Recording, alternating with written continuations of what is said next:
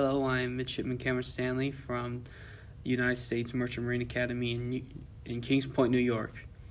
Today I'm going to be discussing how to change a sea strainer, which is this here.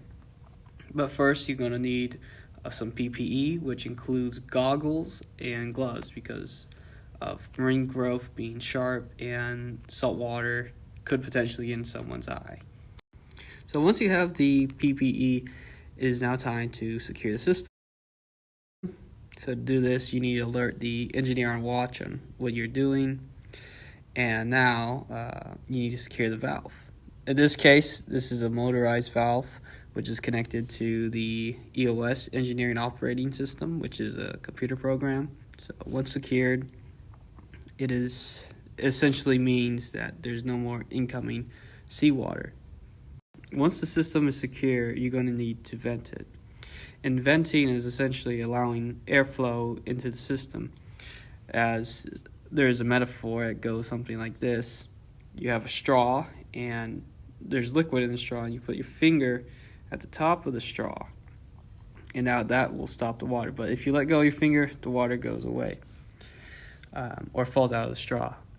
Now to vent it, it's just this valve right here that just needs to be turned. This ball valve just needs to be turned, and that is how you vent it.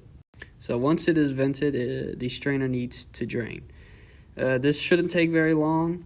If it takes over 2 hours, it probably means that the strainer is not isolated. But assuming everything is going according to plan, it is time to take off these bolts which attach the cap to the strainer. So once all these bolts that go around here, around the cap, have been unbolted, it is time to lift up the cap. And that is done by a chain fall here attached to here, and that is supplemented by almost like a door hinge type deal right here to lift up the cap, and that will expose the innards of the strainer. So now that the device is open, the strainer, which looks like this, should be exposed.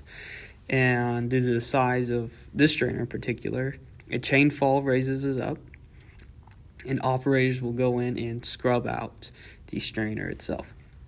Now the strainer is clean, and it just needs to be placed back into the strainer, and the cap needs to be bolted back on, and the system unisolated, so now seawater can flow once more into it.